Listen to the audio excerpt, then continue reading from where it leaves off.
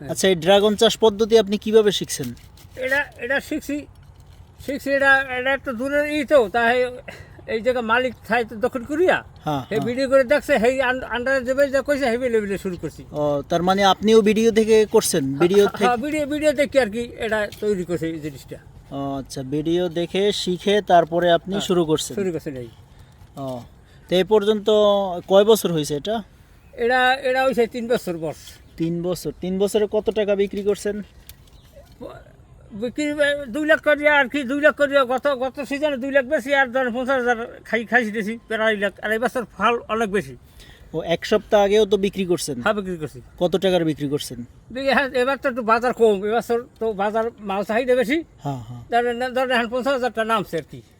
ও আচ্ছা, আচ্ছা। আর এখন সামনে তো ফল অনেক দেখেন।